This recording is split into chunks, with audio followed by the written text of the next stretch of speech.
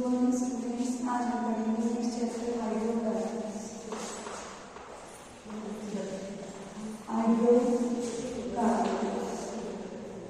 बेटा hydrocarbons two types के होते हैं, saturated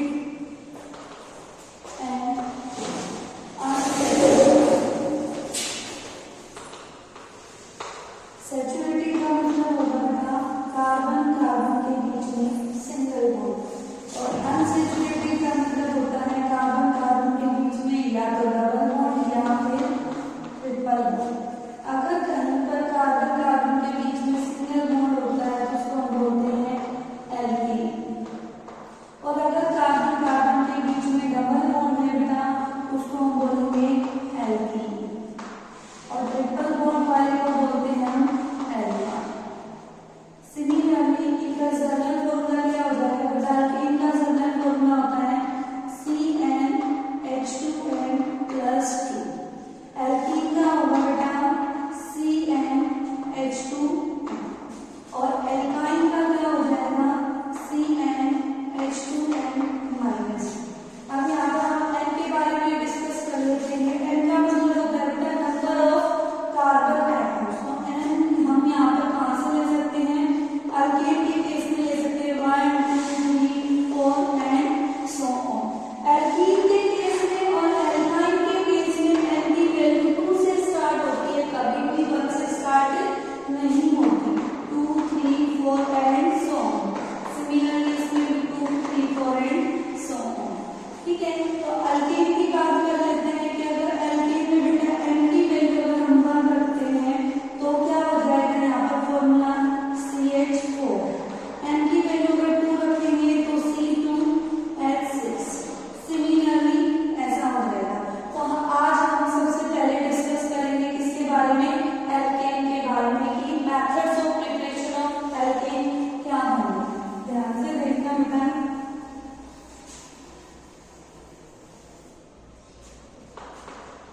method of preparation of alkene.